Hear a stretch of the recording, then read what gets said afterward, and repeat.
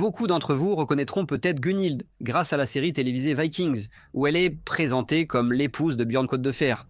Cependant, la véritable Gunhild historique était assez différente. Loin d'être une femme guerrière, elle était plutôt célèbre pour sa sorcellerie et sa beauté saisissante. Elle était l'épouse d'Éric H de Sang, le fils de Harald à la belle chevelure et roi de Norvège. Avec le temps, elle devint connue sous le nom de Mère des Rois, car ses fils allaient prendre le pouvoir sur la Norvège. Gunhild apparaît dans plus de 5 sagas nordiques et islandaises, et dans presque toutes, elle joue le rôle de la méchante. Son mari, Eric Blodux, n'a guère droit à son propre chapitre dans la Heimskringla, c'est-à-dire la saga des rois norvégiens. En grande partie parce qu'il était profondément impopulaire, beaucoup pensaient que c'était Gunhild qui lui soufflait du poison à l'oreille, le guidant par son influence, comme l'a déclaré Snorri Sturluson lui-même. Des 5 années de règne d'Eric Blodux, il n'existe aucune saga distincte. Il ne semble pas avoir été aimé du peuple, et sa reine, Gunhild, paraît avoir eu une mauvaise influence sur lui. Dans les sagas, Gunhild est presque toujours présentée sous un jour sombre. Elle est dépeinte comme une figure redoutable, admirée pour sa beauté et sa générosité, mais crainte pour sa magie, sa ruse et son ambition sans pitié. Elle est retenue comme une femme de pouvoir et de cruauté, et comme quelqu'un dont les désirs insatiables et l'esprit acéré la rendaient à la fois captivante et dangereuse. Voici son histoire. Dans l'Historia Norvegiae, une source écrite par un moine anonyme vers l'an 1170, il est dit: Eric Blodux obtint le royaume après son père et prit pour épouse une femme du Danemark, Gunhild, qui était cruelle et doublée de méchanceté, fille du roi danois Gorm l'Ancien. Cette source atteste que Gunhild était une princesse danoise. Si cela est vrai, alors Gunhild était une descendante directe de Ragnar Lodbrok, puisque Gorm l'Ancien était le petit-fils de Sigurd Oil de Serpent, dont le père était Ragnar, ce qui imprègne sa lignée de celle des héros légendaires. Cependant, dans le Heimskringla, ses origines sont différentes. Il est dit que lorsqu'Éric avait 12 ans, le roi Harald lui donna 5 dracars et il partit en expédition. Pendant 4 ans, il mena campagne à travers la Baltique, le Danemark, la Frise et la Saxe. Il passa ensuite encore 4 ans à piller vers l'ouest, ravageant l'Écosse, le pays de Galles, l'Irlande et la Valande. Ensuite, il navigua vers le lointain nord jusqu'au Finnmark. Au Finnmark, les hommes d'Éric découvrirent une jeune fille d'une beauté extraordinaire dans une hutte sami. Elle se faisait appeler Gunhild, fille d'Ozortod de Hologaland. Elle affirmait apprendre la sorcellerie auprès de 2 puissants chamans samis qui étaient partis chasser et qui désiraient en tous deux l'épouser. Elle avertit qu'ils étaient dangereusement habiles, capables de suivre une piste sur n'importe quel terrain, de tirer avec une précision parfaite et de courir plus vite que n'importe quelle bête. Quand ils étaient en colère, leur regard seul pouvait tuer. Gunhild proposa de cacher les hommes d'Éric et d'aider à tuer les chamans. Elle répandit des cendres enchantées autour de la hutte pour masquer leur présence. Lorsque les hommes revinrent, ils sentirent la présence d'intrus mais ne trouvèrent aucune trace. Cette nuit-là, épuisés par la rivalité et le manque de sommeil, les chamans acceptèrent l'invitation de Gunhild à s'allonger à ses côtés. Elle les a bercés jusqu'à un sommeil profond, a placé des sacs en peau de phoque sur leur tête et a fait signe aux hommes d'Éric qui se sont précipités et les ont tués. À l'aube, ils amenèrent Gunhild à Éric qui fut captivé. Ils ont navigué vers le sud jusqu'à Hologaland, où Éric a demandé la main de sa fille à son père, Ozortot.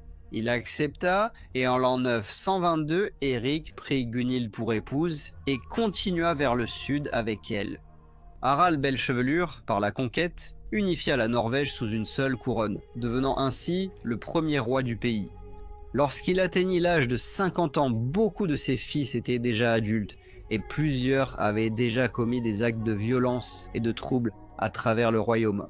En réponse, le roi vieillissant convoqua un grand thing, une assemblée formelle dans la partie sud du pays, appelant les peuples des hautes terres à y assister.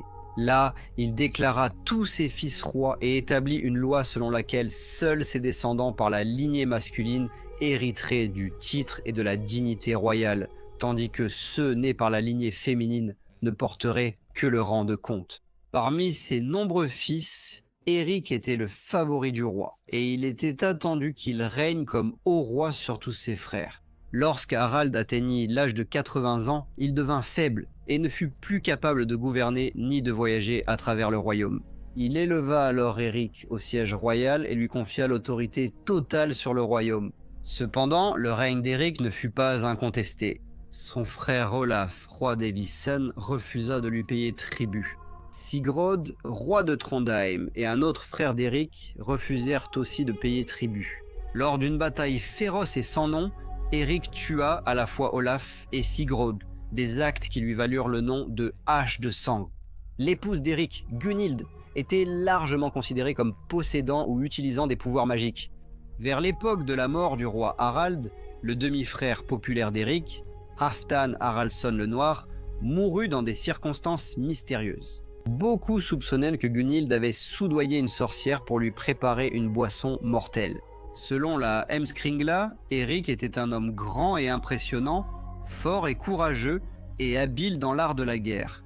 Malgré sa chance au combat, il était réputé pour son caractère sombre. Il avait mauvais esprit, était peu amical et silencieux. Gunhild, sa reine, était considérée comme la plus belle des femmes, intelligente, vive d'esprit et très instruite.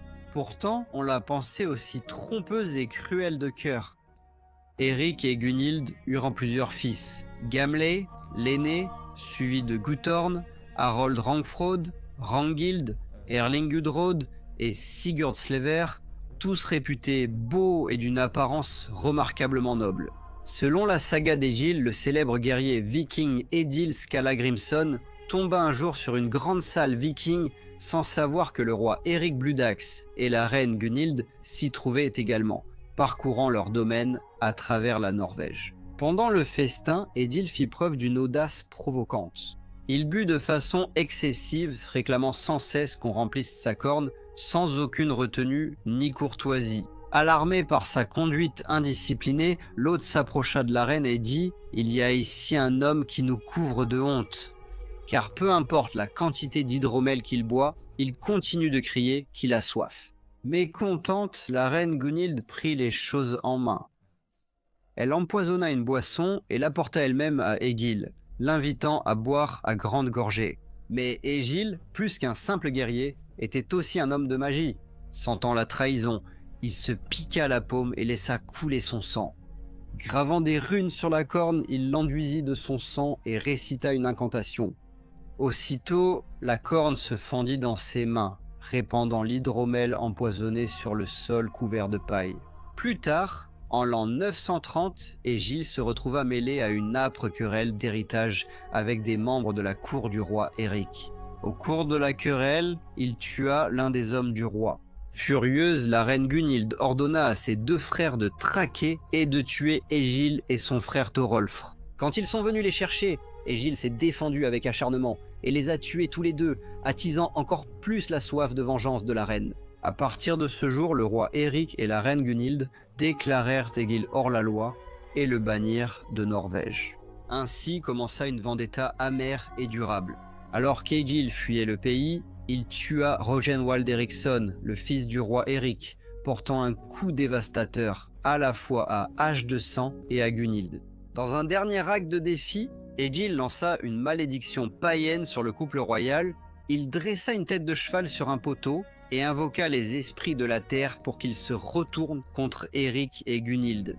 Pour les chasser de la terre qu'ils gouvernaient et semer le malheur sur leur chemin, Egil s'enfuit en Islande. Mais la colère de Gunhild le poursuivit. Elle tissa sa propre sombre envoûtement, maudissant Egil afin qu'il ne trouve aucune paix en Islande jusqu'à ce que leurs chemins se croisent à nouveau. Hanté par son sort, Egil sombra bientôt dans une profonde mélancolie, et, l'esprit agité, il reprit la mer. Bien que le roi Éric Hache de sang ait tué bon nombre de ses frères et soumis toute la Norvège à sa domination, son règne fut marqué par la dureté et la cruauté. Harald à la belle chevelure, le père d'Éric et premier roi de la Norvège unifiée, avait engendré un fils sur le tard, Håkon, qui serait retenu par l'histoire comme Håkon le Bon, né alors que Harald avait près de 70 ans. et que la plupart de ses fils étaient déjà des hommes faits, le jeune Owain fut envoyé loin de chez lui pour sa sécurité. Il fut confié aux soins du roi Æthelstan d'Angleterre, qui l'éleva à sa cour royale.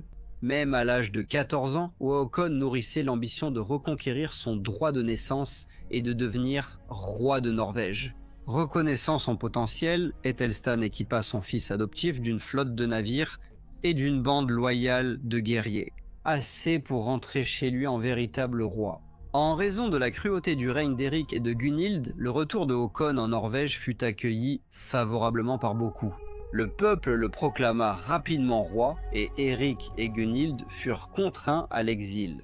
Selon les sagas islandaises, la famille royale exilée navigua vers l'ouest et s'installa finalement aux Orcades, où Éric fut reconnu comme roi des Orcades par les jarls au pouvoir. Ils y restèrent quelque temps avant de se diriger vers le sud, à Jorvik, l'actuel York, dans le nord de l'Angleterre. Là-bas, à l'invitation de l'évêque Wolfstan, Éric se vit offrir un nouveau royaume. Selon la Heimskringla, le roi Æthelstan, par respect pour la longue amitié entre lui-même et le roi Harald Belle-Chevelure, envoya des émissaires à Éric pour lui proposer un accord. Il offrit à Éric la domination sur la Northumbrie, à gouverner en tant que roi vassal sous la couronne anglaise, chargé de défendre la région contre les incursions danoises et vikings. Dans le cadre de l'accord, Éric et sa maisonnée devaient accepter le baptême. Adoptant la foi chrétienne, Éric accepta l'offre. Lui, la reine Gunhild, leurs enfants et tous ceux qui les avaient suivis furent baptisés et reçus dans la communauté chrétienne. Le roi et la reine, autrefois païens, trouvèrent de nouveaux trônes en exil et une nouvelle vie sous la croix. Gunhild servirait comme reine de Northumbrie à partir de l'année 947. Egil, l'ancien ennemi de Gunhild, arriverait en Northumbrie après avoir fait naufrage lors de son voyage depuis l'Islande. À sa grande surprise, il découvrit que le roi et la reine de Northumbrie étaient Éric et Gunhild. Il se rendit à leur cour et Éric le condamna à mort. Mais Egil composa un poème si beau et magistral en une seule nuit que lorsqu'il fut récité au roi le matin, Éric accorda la liberté à Egil. Contre la volonté de Gunhild, Éric H200 trouva la mort en 954 lors de la fatidique bataille de Steinmore. Selon la Heimskringla, tandis que le roi Æthelstan avait maintenu des relations cordiales avec les souverains nordiques, son successeur et frère, le roi Edrid, ne partageait pas la même bonne volonté.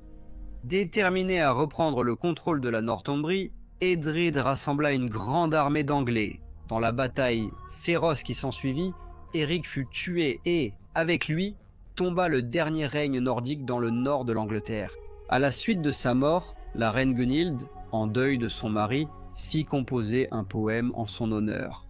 Il s'appelait l'Eriksmal, ce qui signifie le chant d'Éric, une chanson puissante et solennelle qui immortalisait la vaillance du roi guerrier et son ascension vers le Valhalla.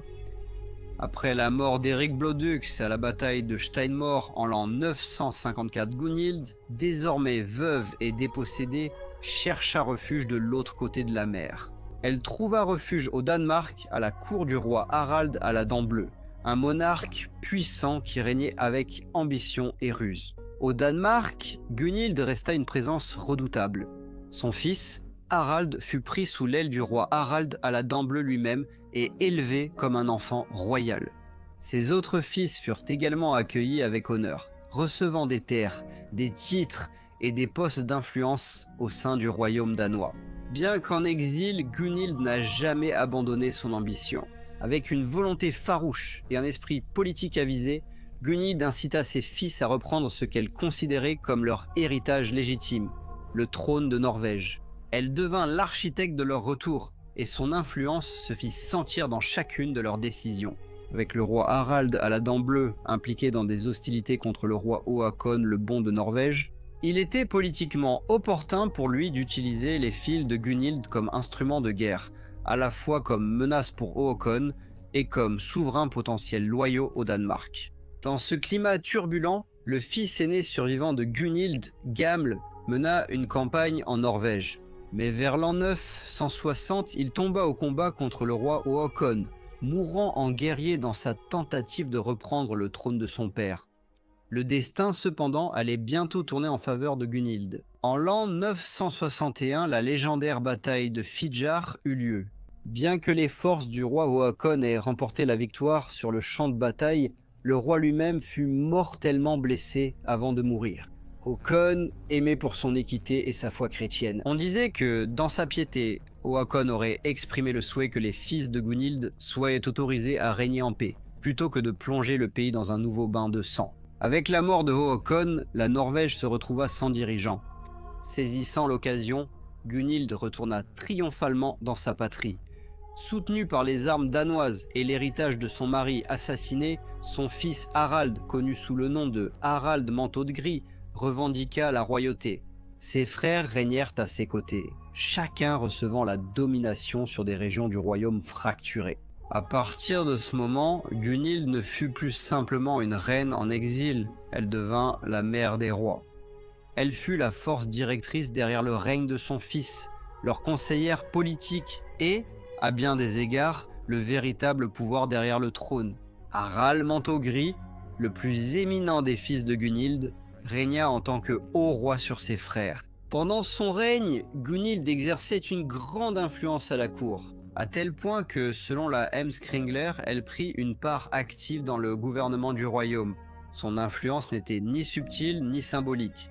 Elle était une force dominante dans l'élaboration des politiques et l'exercice du pouvoir. Sous le règne de Harald Manteau Gris et de ses frères, de nombreux jarls et petits rois de Norvège furent tués ou déposés. Leurs terres et leurs titres furent saisis, consolidant le pouvoir entre les mains des fils de Gunnhild.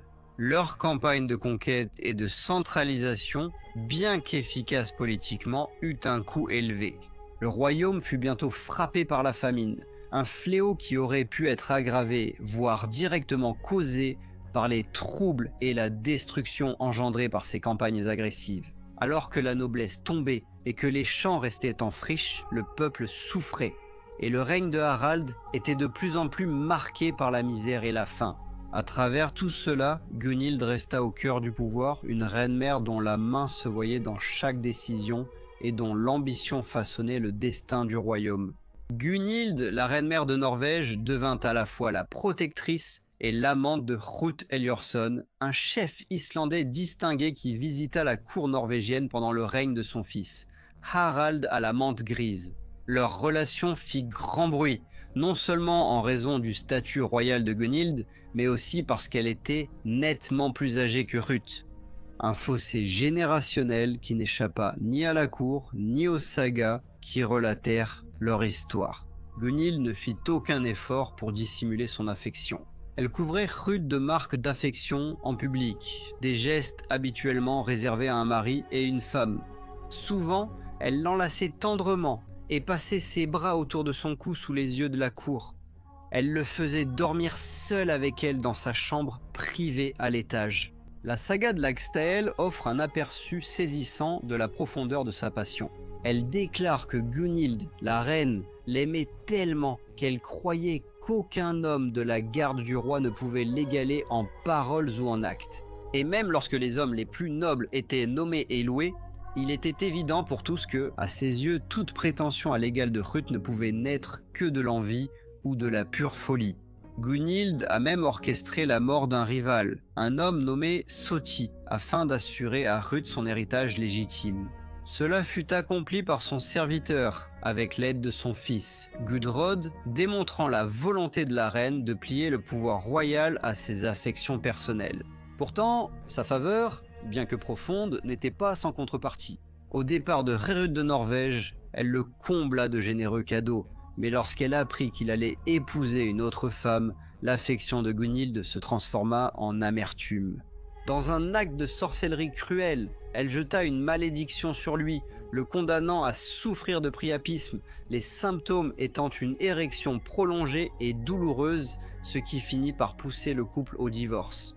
La reine, qui avait élevé Hrut à une position de premier plan, a également assuré sa chute amoureuse. preuve du danger qu'il y avait à la contrarier. Gunhild, la mère des rois, une femme aussi dangereuse que puissante, durant l'époque turbulente où Gunhild et ses fils ont éteint le pouvoir des nobles et des petits rois de Norvège. L'une de leurs victimes les plus notables fut Sigurd Håkonsson, le comte de Lade et conseiller de confiance du roi Håkon le Bon.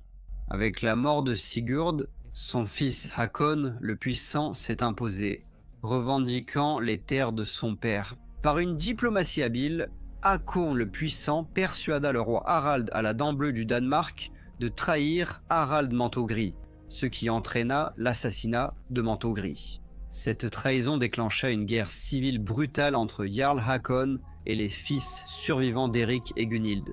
Finalement, Håkon sortit victorieux, forçant Gunhild et ses fils restants à s'exiler une fois de plus. Ils cherchèrent refuge aux Orcades, utilisant les îles comme base stratégique pour lancer des raids contre les territoires de Håkon, bien que tous ces raids aient échoué. Selon la saga des Jomsvikings, Gunhild retourna finalement au Danemark vers l'an 977 seulement pour y connaître un destin funeste. Sur ordre du roi Harald à la Dent Bleue, elle fut noyée dans un marécage. Si ce récit est vrai et que Gunhild est la fille de Gorm le Vieux, alors elle a été tuée par son propre frère. Le pouvoir extraordinaire de Gunhild et son rôle unique au sein de la cour norvégienne étaient sans précédent. Non seulement elle exerçait son autorité en tant que reine consort, mais elle régnait aussi avec une poigne de fer sur les Orcades et la Northumbrie pendant un certain temps. Son influence s'est étendue bien au-delà du règne de son mari, le roi Éric Blodeux, devenant encore plus puissante sous le règne de ses fils, en particulier Harald Manteau de Gris. Pourtant, son héritage ne se résume pas à sa finesse politique. Les sagas décrivent Gunhild comme une femme dangereuse, connue pour sa beauté envoûtante et réputée posséder des pouvoirs magiques obscurs. Son nom, lié au récit de sorcellerie, témoigne de sa maîtrise d'une forme de magie nordique ancienne et de la manière dont sa ruse et son influence surnaturelle ont façonné le destin des rois comme des hommes. Les sagas la présentent rarement sous un jour favorable. Au contraire, elles la décrivent avec méfiance, la dépeignant comme impitoyable vengeresse et imprégnée de sorcellerie. Fait remarquable, la Heimskringla, qui offre de longs récits pour de nombreux monarques norvégiens, ne consacre pas un seul chapitre au roi Éric H de Sang, ni à sa redoutable reine Gunhild, et cela malgré les grands événements qui ont marqué leur règne. Leur histoire est éparpillée, tissée dans les récits d'autres rois, comme si les chroniques ne pouvaient supporter ou n'oser leur accorder une place d'honneur dans la lignée royale. Un héritage aussi sombre et redoutable que même les gardiens de l'histoire ont hésité à leur accorder le devant de la scène. Ils ont préféré laisser leur réputation planer comme une ombre sur les marges des histoires des autres hommes. Je voudrais adresser un immense merci à tous mes membres. Votre contribution est précieuse pour la continuité de la chaîne, et je vous apprécie tous énormément. Un remerciement spécial à John Seitz. J'espère que la vidéo vous a plu. Si c'est le cas, aimez, abonnez-vous, partagez et rendez-vous la semaine prochaine pour un nouvel épisode de Profil Historique.